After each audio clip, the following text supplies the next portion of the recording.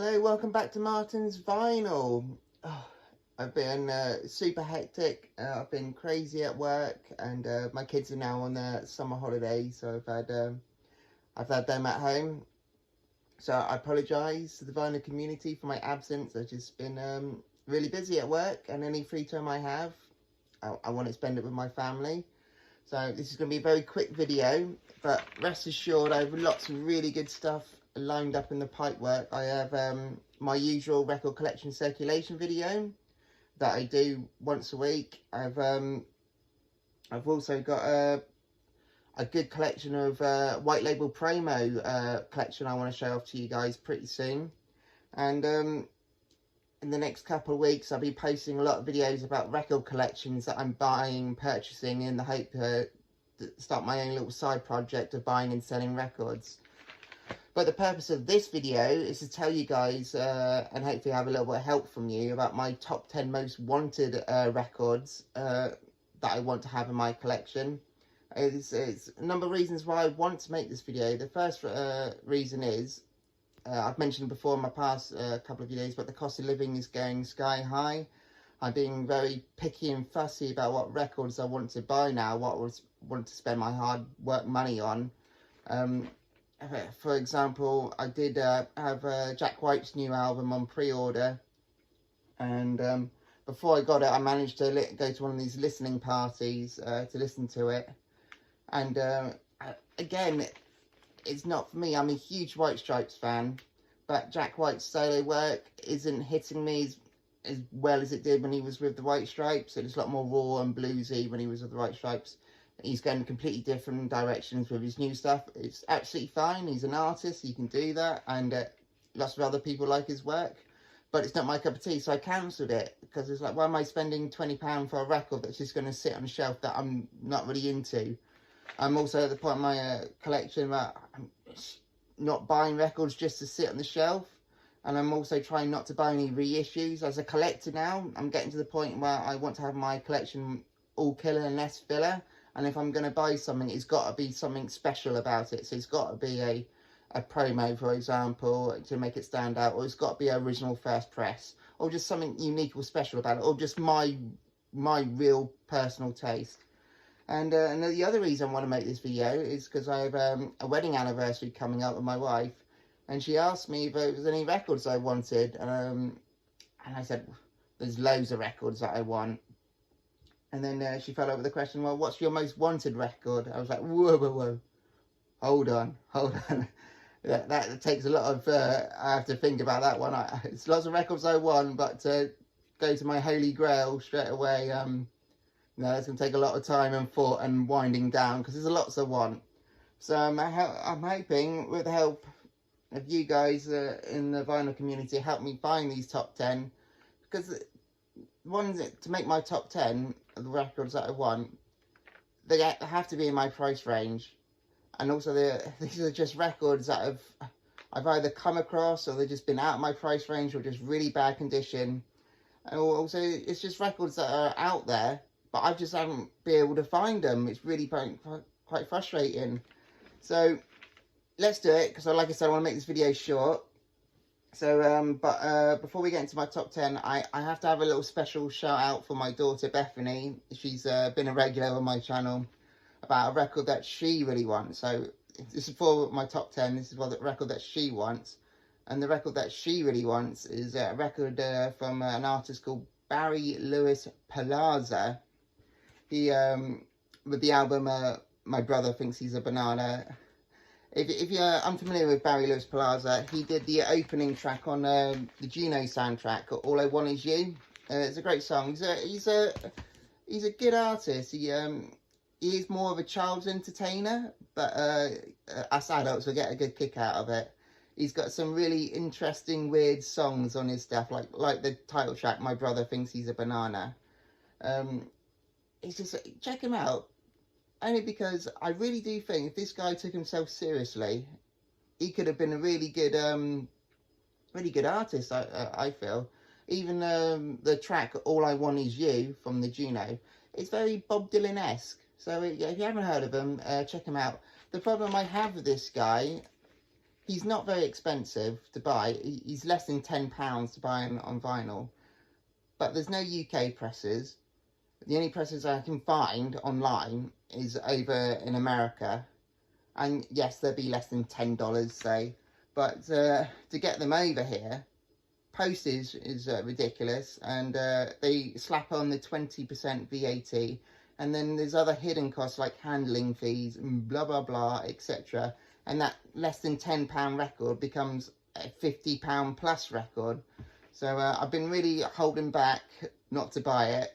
So if anyone knows where I can find this record in this country without having all these hidden costs and postage costs, very much appreciated. And my daughter will be over the moon if she got her hands on this one. So if you know where it is and where I can find it, let me know. Alright, but now to my top 10. Alright, coming at number 10, I'm a huge Peter Green Fleetwood Mac fan. I got one of his on Fleetwood Mac. That's their debut album. Brilliant, on the Blue Horizon label. Like I said, with every one of these top 10, I want the original first presses on the correct label. It's just me, like I said, I'm at that point in my collection where I want those first original presses. But the one I want is Mr. Wonderful from 1968. It's a follow-up to this one. It's when Christine McVie debuted as well for the band. I also want it on the Blue Horizon label.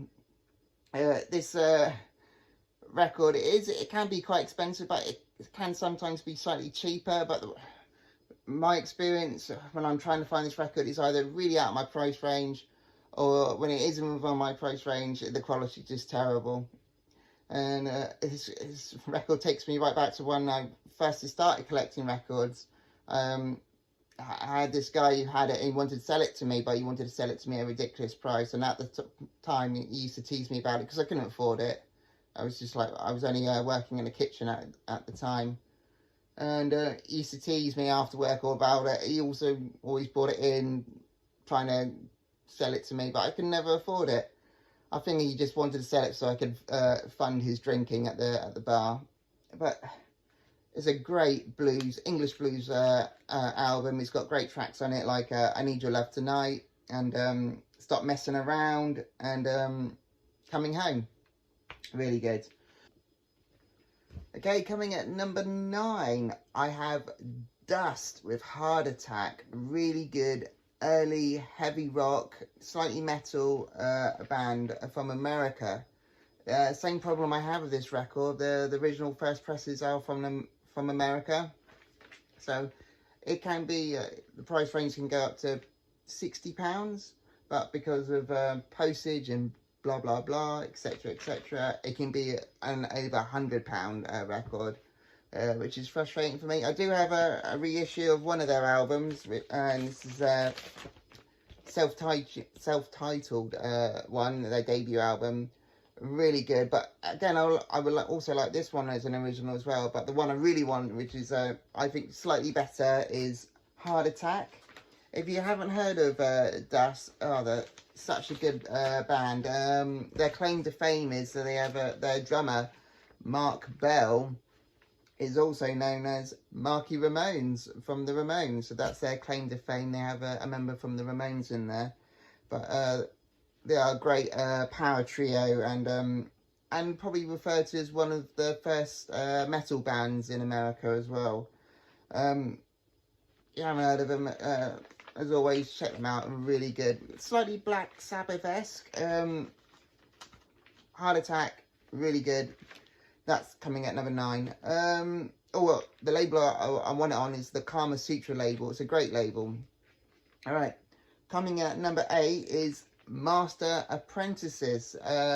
Choice cuts. If you really like early prog psychedelic music from the early 70s, this is going to be up your street. It's really good. It's an absolute must-have if you like your prog and psychedelic music. It's an excellent album from an excellent band from Australia. A band from Australia. If you're unfamiliar again with them, if you like the Yardbirds, Animals, Kinks, you'd be well served here. They also have another album.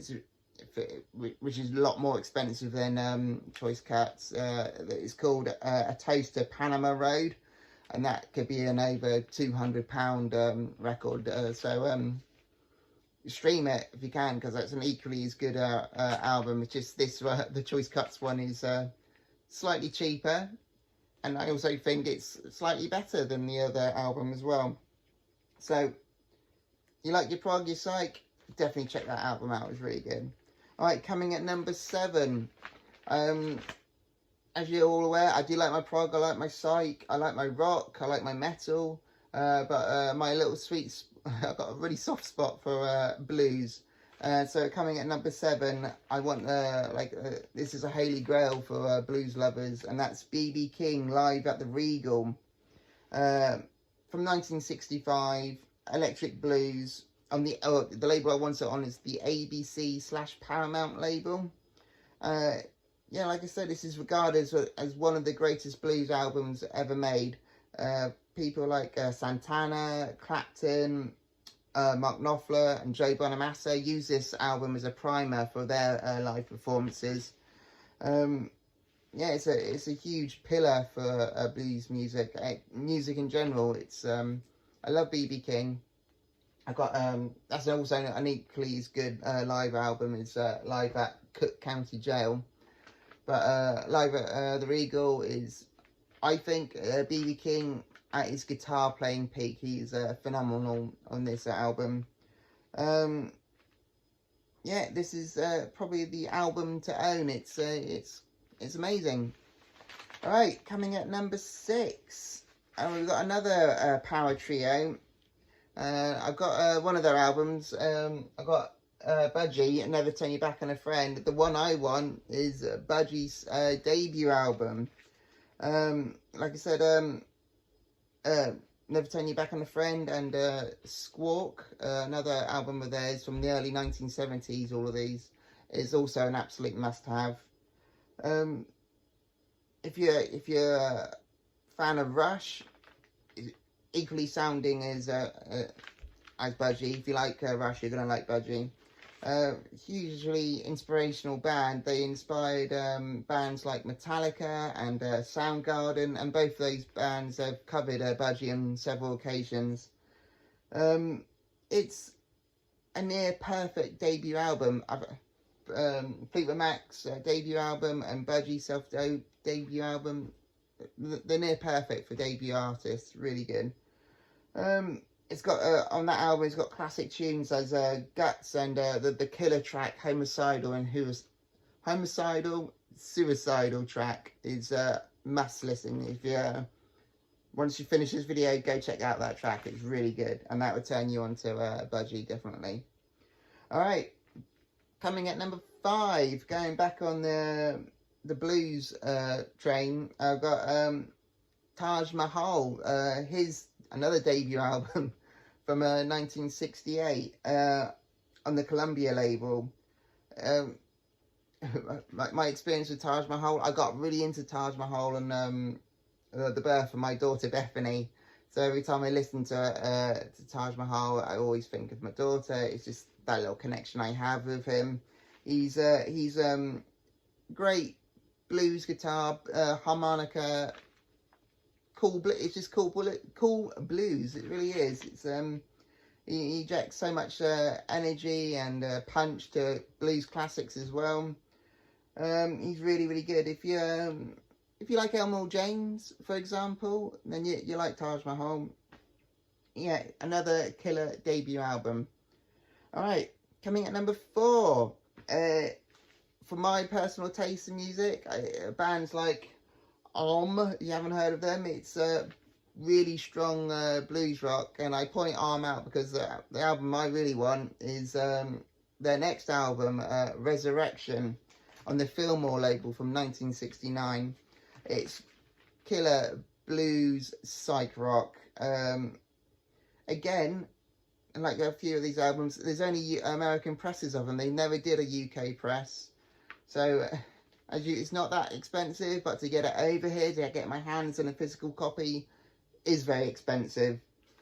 again, they're another power trio. I'm liking my power trios. There are three members of the band. The closest I can relate to this band, I think people might disagree, but I've always related them to bands like Cream and Jimi Hendrix Experience. I kind of get those vibes from them. So if you like those bands, if you haven't heard of Arm, it's probably up your alley as well. They're a very uncelebrated blues rock band, definitely. Yeah, like I said, it's just on my list of musical tastes. Really up my alley, definitely.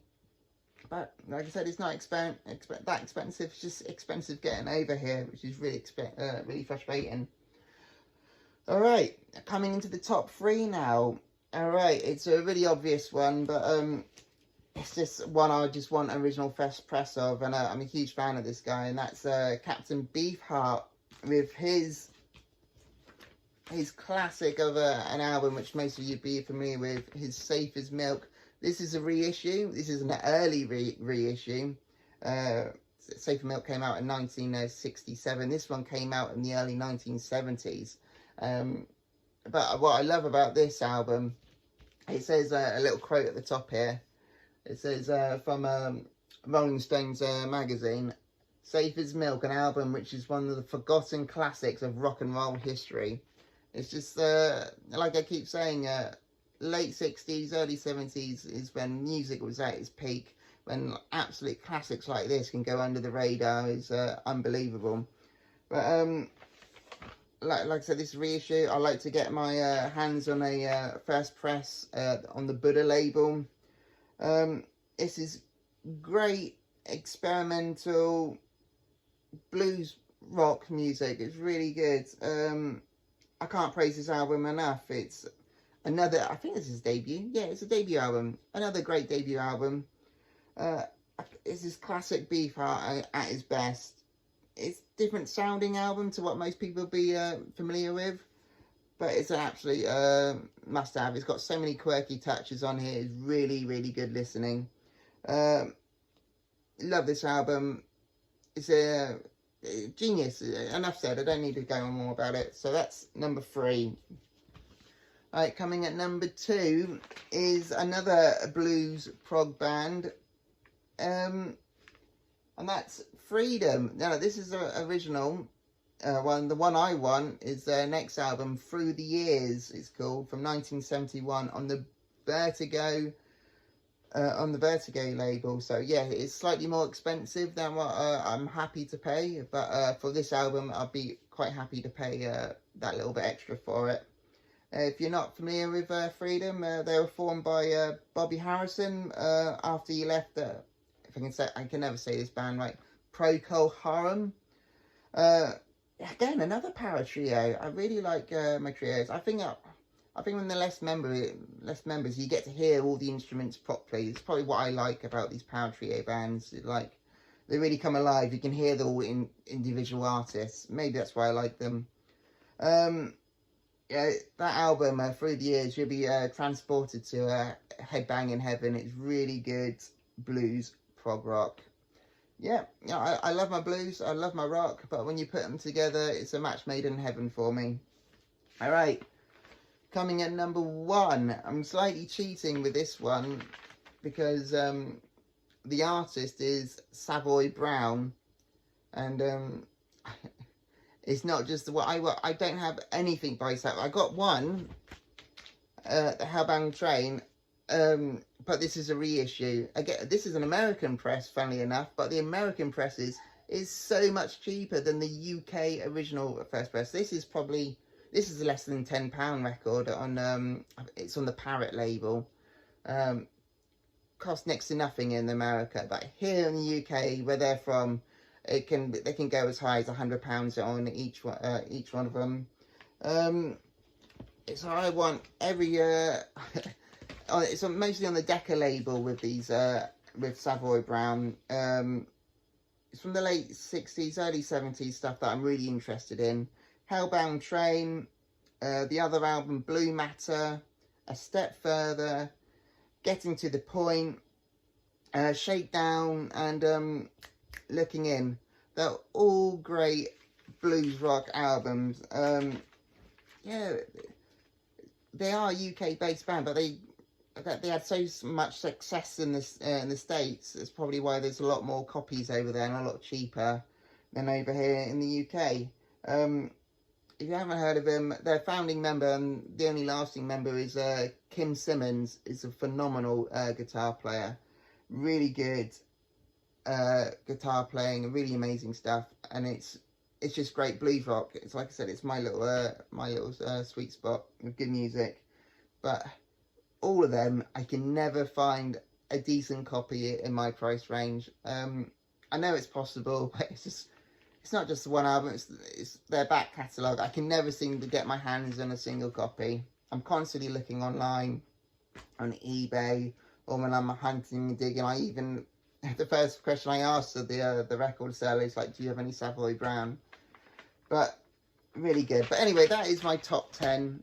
Thank you very much, you've made it to the end. Like I said, it's only going to be a short video because I've just been really busy. So if you haven't already, please like and subscribe, because I've got lots of good stuff coming up in the pipeline that you don't want to miss out on. So thank you very much. I'll speak to you very, very soon. Bye.